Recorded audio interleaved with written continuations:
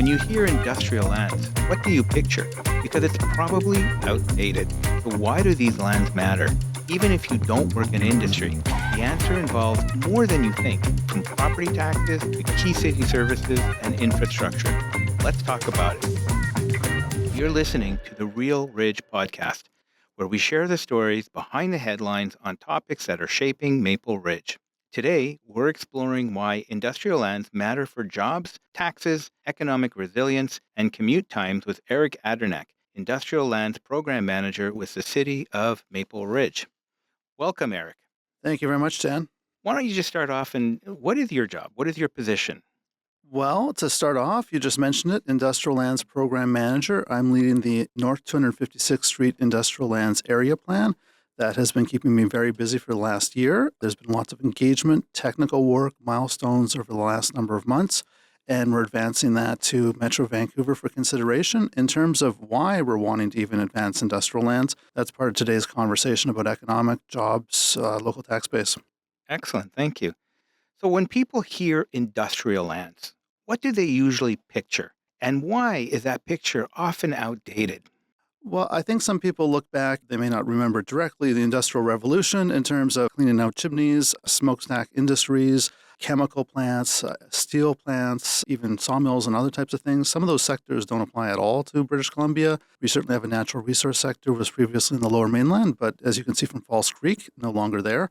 Certainly today's modern industrial is something very different. The impacts are just not there. We're talking about modern zoning, modern facilities, traffic that is mitigated in different kinds of ways. And when we have concerns about mixing residential or industrial close to each other, it's sort of a different era. However, nonetheless, there are places that are better for industrial lands, just as there are places better for commercial and residential lands accordingly. You know, it's funny because when you were just talking about that, I had a vision in my mind. I grew up in Montreal and we had our own industrial areas. And you're right, absolutely. I envisioned those smokestacks and, smoke billowing out of there. But it's no longer like that. And I find that interesting because today you keep using the word modern. That presents a different picture. So how do we show that picture to people out there? And that's the challenge that you in your role have to play. But I guess, first of all, we have to understand why are industrial lands so important to a community like Maple Ridge, especially residents who don't actually work in the industry.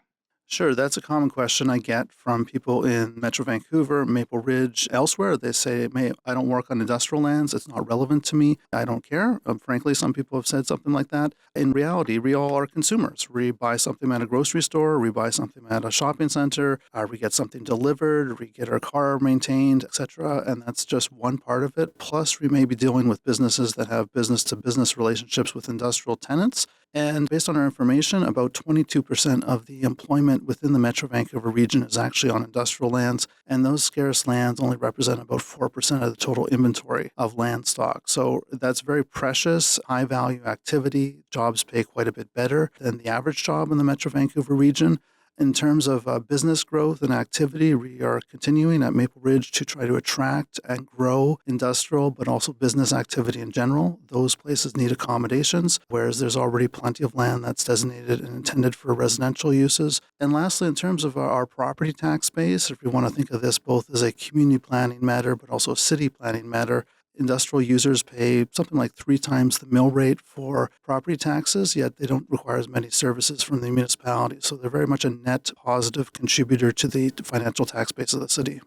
Let's just dive into that one a little bit more. We know historically 93% of our tax base is a burden to our residential homeowners. And we're a population of 110,000, but that's not the tax base that we're actually looking at. We're looking at about 35,000 homeowners. They're the ones who are paying the brunt of that. So how does developing industrial lands, how does that affect our tax rate?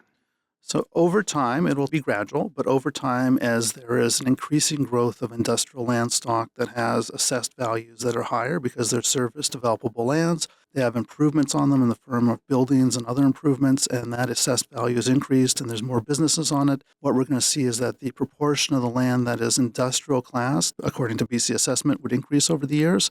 probably the amount of residential would stay somewhat stable. Equally, we can have efforts to focus more commercial, retail, office, institutional uses, hotel for that matter, in the downtown core. Those also pay higher tax rates.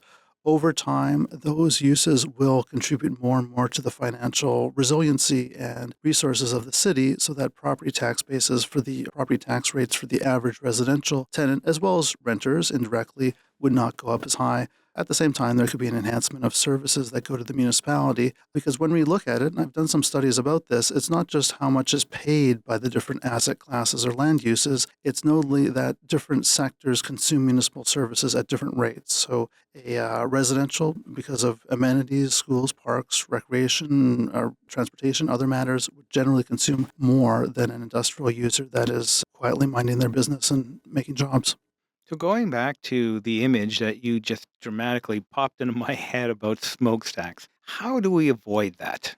In terms of the perception of it, The perception and reality, because we're talking about the lands out at 256. So it's almost like an open drawing right now, an open canvas. So how do we prevent having industrial lands that are spewing smokestacks and spewing pollution and that sort of thing? How do we move this forward while recognizing the beauty of our lands? sure. So a part of the area plan for the North 256th Street was really clear to make it light industrial. So when we say light, we mean modern, yes, but also low impact. So there would be no smokestack type of pollution, no vibration, no noise, no sound of anything too dramatic. For the area, there's also buffers around it so that surrounding uses wouldn't be impacted by industrial and potentially a land use conflict with residential, for example. We're also being very clear about having high urban design standards, so the new buildings will be modern, attractive, functional yet sustainable features. And also important to recognize that some of the lands already are impacted in the North 256th Street. Either they're already gravel pit for facilities. It's natural to wonder, well, what will happen when those wind down? This area plan provides for an industrial type of use, which would be reflecting the already significant impact of the lands because of gravel facilities, whereas other lands have different environmental or recreational facilities, and site-specific reviews will still be required by developers to make sure it fits all together. So I know in conversations I have with folks and things that I see on my email, things at Metro, we hear sometimes that even in the past in Maple Ridge that there's no need for this. Nobody's going to want to come out to 256. It's too far. No businesses will want to establish themselves. So let's talk about that for a moment. Sure. So if we look at Metro Vancouver, yes, Maple Ridge and the 256 lands are at the northeast corner. I do like to sort of recenter the conversation by saying that Maple Ridge is, in fact, in the middle, basically, of the lower mainland. The entire region has been growing rapidly in terms of population, a bit of a slowdown with immigration rates. Those rates are still applying to the rest of the lower mainland. And most of the attention really is on the population growth. And we say, well, we need housing for those people, and rightly so. But also, we should point out that there's about zero point 0.5 job for every person who moves here or lives here. So where are those people going to be employed? That might be industrial, it might be institutional, commercial, retail, various types of things. Those need business spaces or job spaces. In terms of the industrial types of uses, we can look right now at the stock of a wide variety of industrial uses in the 2, 3 different business parks that are established in Maple Ridge and say, well, those businesses, they could be expanding within that district or that area. They could be relocated to the North 256th Street area when those lands come to market. They'd have more space. Also, that relocation of some of those businesses may mean that the current business lands that they accommodate or are accommodated in could be redeveloped and intensified as industrial uses. Certainly, there's opportunities to expand the industrial base as well. And the reason I say that particularly is because Maple Ridge is known as a bedroom community. There's a lot of people who live here. It's growing quickly. But where do they work?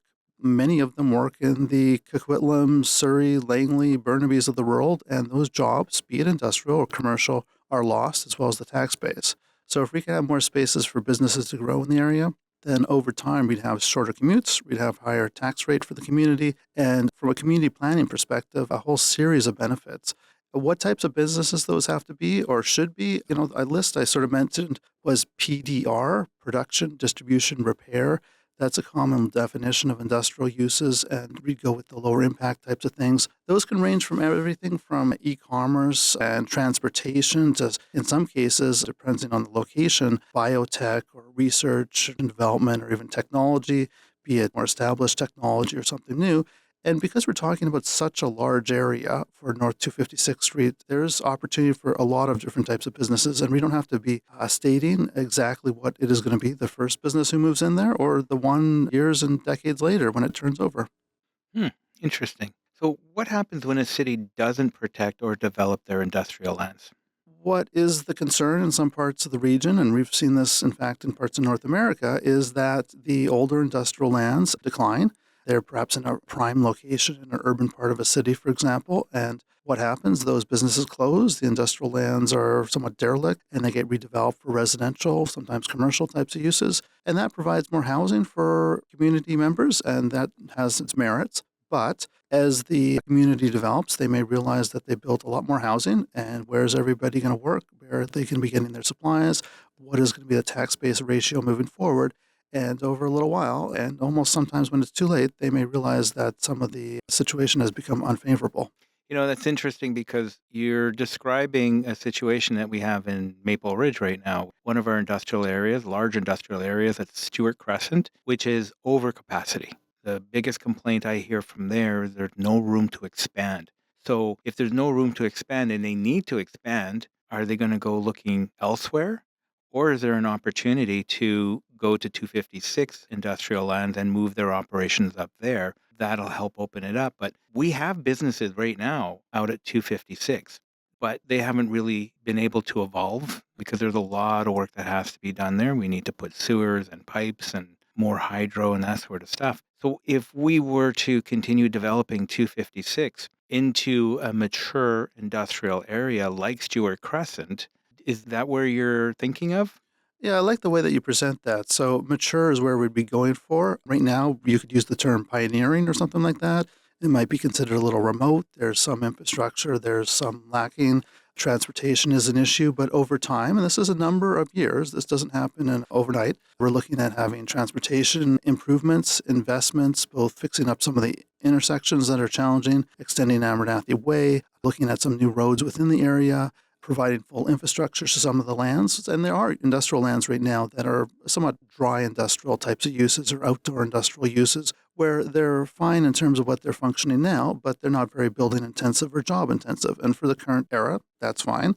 Over time, when it develops and that area becomes established, I expect there'll be some turnover there, but without pushing businesses out of the area. And certainly, you're quite right. There are businesses in the community right now who would like to grow and expand, and they look around, and each business has their own dynamics and situation they look at, and they could say, well, we'd want to increase on site. We don't have enough land.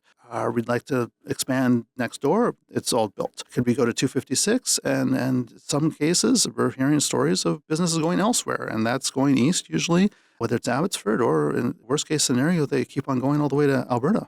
And in the end, that's a loss of revenue for the city and more tax burden on the residential homeowners.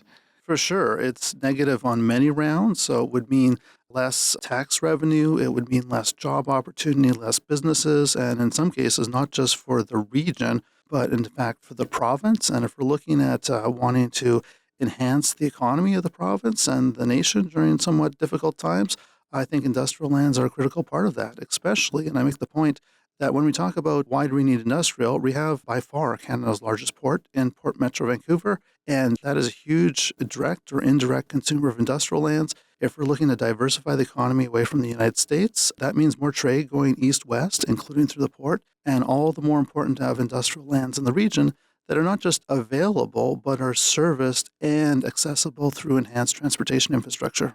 So, one of the elephant in the room is traffic. I think it's hard for people to envision because where we have right now 256 and Dudney, we are overloaded on traffic. Let's just put that out there. There's no question about it. Yet, when people are thinking of this, they're thinking that we're going to develop 256 and that's going to be more traffic all going on to Dudney. So, let's talk about that. Sure, it's definitely what people are interested in, and I might say concerned about, and in some cases, rightly. How do things get around? I mean, you have to look at the economy as something that is functional and moving, and there's two parts to it, I would say here. There's one, the needs for the businesses, so business to business activity that might be on roads and cargo trucks. And then there's the employee commute patterns that are something else, possibly by car or later on by transit. Certainly, there would be more traffic in some localized areas, but I do point out that those drivers, where are they going right now? They probably live in Maple Ridge. They have a job in Surrey, Langley, Coquitlam, somewhere else. And they are driving quite possibly 3, 4, 5 times as far in a different direction and clogging up a road somewhere else with environmental impacts that are real but not seen at a local kind of scale. So some of those trips would be instead going to North 256th Street. Also, as mentioned, there's some road upgrades that we know we have to do. So those would improve the situation, Abernathy Way, some awkward intersections. Over time, we would design it so we could have active transportation, also some transit service in the area, which is limited right now. Know that there's a lot of actual recreation activity going on in the area right now in terms of bikes and even horses and walking and everything else. There'd be some opportunities to link that up with some amenities in the area. I'm not suggesting most people will be walking there, but there's different ways of looking at this in terms of the transportation impacts that are long-term going to be addressed and mitigated. So you mentioned about the road improvements, and I know that we are working on the next phase of 232nd to 240th. And then the plan is after that to go from 240th straight to 256. And that would widen Abernathy 4 lanes from the industrial lanes all the way out to the bridge and straight out to Delta Port.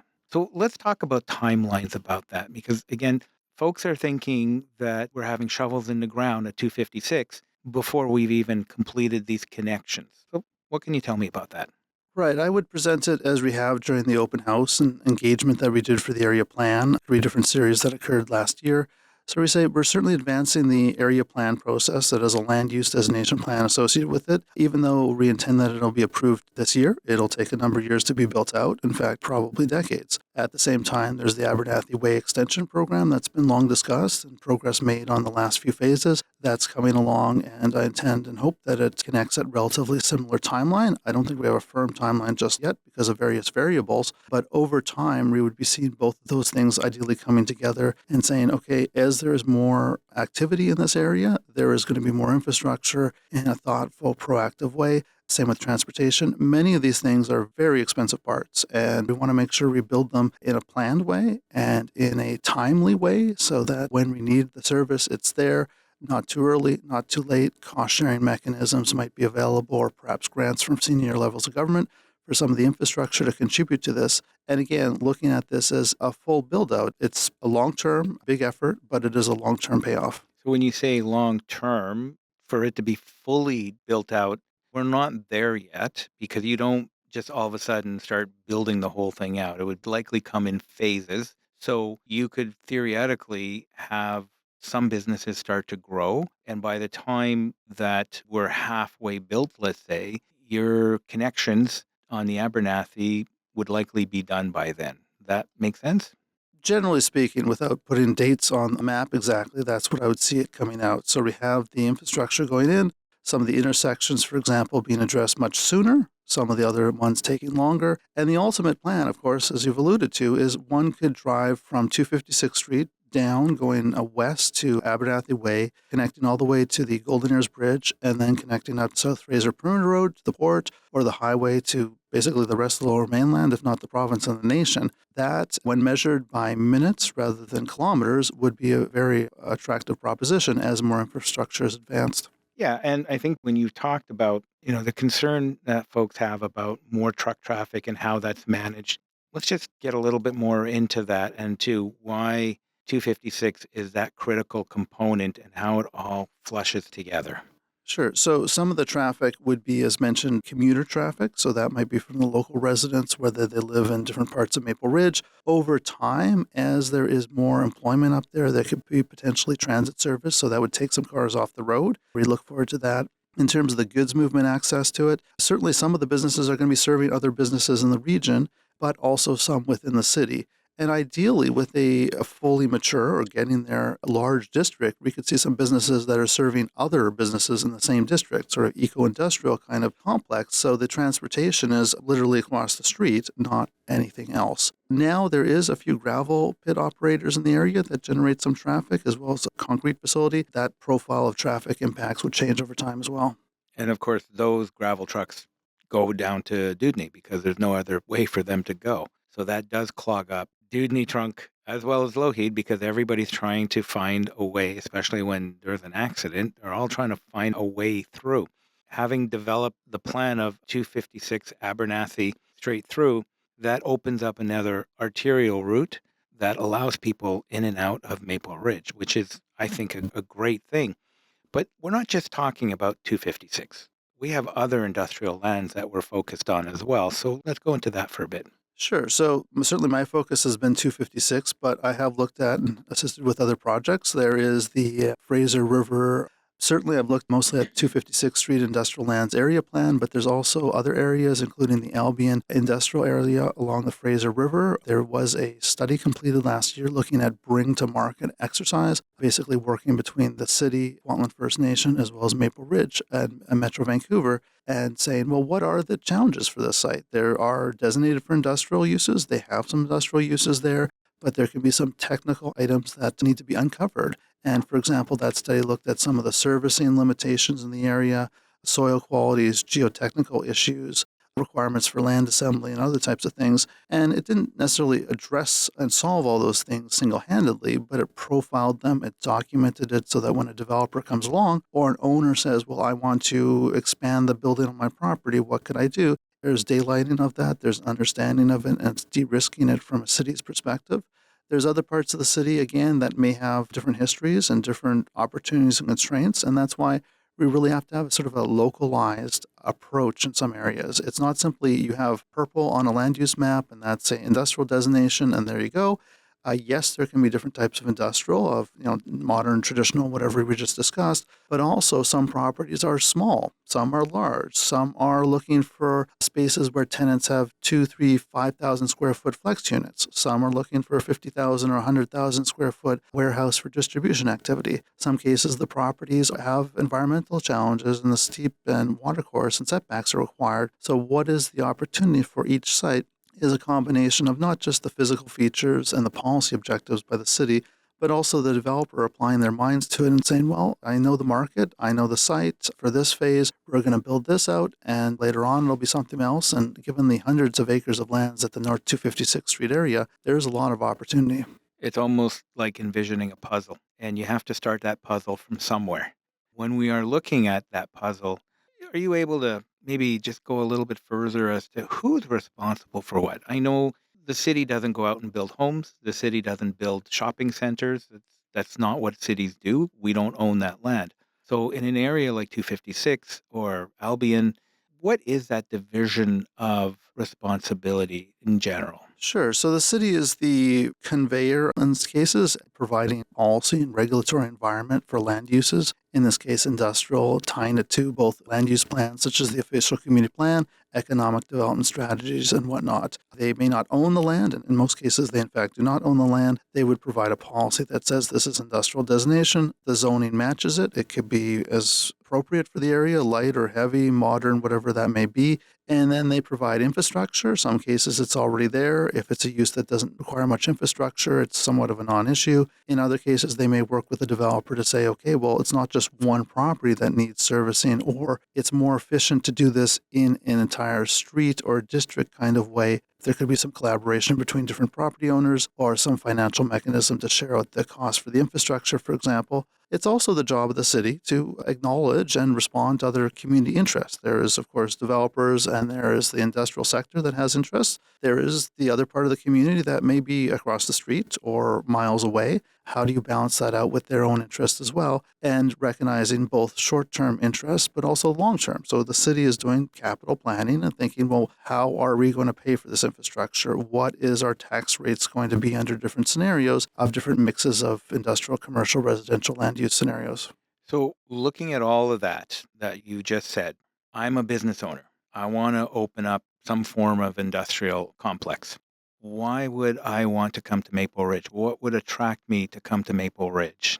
Every business would make their own decision, but certainly the attractive features here would be plentiful amount of land, improving access, a growing population, a increased workforce, and a young, well-educated one that could be relevantly applied right here. opportunity to be involved in a growing city and even influence it in a certain way, right? What type of engagement could they be contributing or comments could they be contributing to future plans, to future economic development strategies to guide it in a certain way? I would foresee that there's people who live already in Maple Ridge and are wanting to expand their business or grow it, and their business may be in Surrey or Port Kells or Coquitlam or somewhere else, and they say, okay, well, the lease has turned over, and I've always been there, but wait a minute, now there's some more options in Maple Ridge. I could look at that location and make it a success. And many of these companies, I should point out, aren't always very high profile. We're talking about, in some cases, a modest, small company, and that's perfectly fine. And they're not the type that wants a lot of profile. That's also perfectly fine. And if we can build those small companies up to medium ones, that's a success story on a plurality versus necessarily just the high profile large ones that dominate the attention, but have a different profile. Of course, there's a difference between putting warehouses in and versus, for instance, advanced manufacturing. And in today's day and age, advanced manufacturing is on the forefront. So, what can you tell us about advanced manufacturing? Sure, I've written plenty of articles actually about industrial uses, different definitions of them, attributes, features, and certainly it's important also to think about the measures of activity and, in fact, how we might define success. Some cases we might define density of industrial, for example, and say, well, the amount of building, floor area ratio, the amount of building relative to the property, the more is better. Well, that is sometimes true, but it's not an automatic. Elsewhere, we might say the number of jobs is the ratio. X many jobs per acre might be a variable. And those are relevant, but they're not the only thing. If we look at something, for example, warehousing or distribution, the number of jobs could be modest, but those provide services to commercial shopping centers and other types of things for consumers in other parts of the city. Flip side of that is when we look at some things that are technologically advanced, in fact, as they become more automated and more modern and more efficient and more throughput, there may actually be fewer humans. There'll be robots and other types of things who can work 24 hours a day and don't need parking. But we wouldn't want to dismiss those and say, well, jobs is the only variable. I would say it's a balance. It's a mixture of those variables. We want to understand we want to have more jobs, yes. We want to have more quality jobs as well. We want to have the infrastructure that goes with it. We want something that's connected and has positive impacts on the community. And some of the future uses you make reference to, modern or future advanced technological aspects. Well, we don't fully know what it's going to be like in 10 years. So that future tenant has a home that could be adaptable. I know with things like digital and AI, the advantage of those types of technologies is you no longer have to be in one place. You can do work here as part of companies that are in Vancouver, especially in the digital age when it comes to movie making industry. They do a lot of digital aspects, and you don't necessarily need to be in the heart of Vancouver to do those things. You can connect them through digital age and through high-speed internet and AI. So those are great opportunities of examples of people who can work at home. They can work where they live and still contribute to other companies. And I know that Vancouver is home to the Digital Supercluster. That is a federal government program where you have the academia who has created a bunch of intellectual property and patents, which are kind of locked up. And so they're a conglomerate now of working with the academia world and industry. And they work together so that they can actually tap into that hidden pool of technologies that are patented. There are people actually who live here right now that are part of that supercluster. This is the way of the future, but there's a role to play in those industrial lands because you can do pretty much almost anything you want once you have the connections there. Yeah, there's different components to the whole sector. So, although my experience with fame is limited with my face for radio, there's post production and pre production and everything else that goes into it. Digitification is part of it. And part of what you're alluding to, I think, is not just where people want to work, but where they want to live. If they can be remote or footloose, it might be the term relative to their employer, then they might say, well, I want to live somewhere where it has a high quality of life, close to natural resources, beautiful amenities and recreation, and there's employment opportunities here, be it of the conventional or innovative type. And some of these types of things, film related, media related, etc., they may be by project instead of a conventional sort of format for an employer, a freelance kind of employment relationship. And if that's right for them, they're going to look at, well, where could it be? And Maple Ridge is well known for filming, particularly outdoor, for the natural beauty that we have here. And how do we keep more of that economic activity within the community? That's exciting for me to hear. When we look at all the potential technologies that are up and coming, even digital healthcare, there are so many things that these types of industrial lands can deliver for us. And I think what's interesting, and I know that when we look at the Yanadin Joblands, for instance, there was a lot of concern of what was going to go in there. And we created a whole new zoning to make sure that the businesses that went in there weren't typical junkyards or things like that, that the corporate parks would deliver and it would fit in with the community and make sure that it looks nice and is not a deterrent, but an enhancement to those communities. So, how much control do we have over that? So, from the city's perspective, there's a fair bit of control. Whether it should be fully exercised or not is part of the conversation. For some areas, yes, you would want to have high urban design standards, make sure the uses are very limited, indoor only activity, no outdoor storage, for example, aesthetics considerations as well. In other cases, it may be less so. It may be a medium, shall we say, intensity industrial area where some outdoor storage is desirable or appropriate.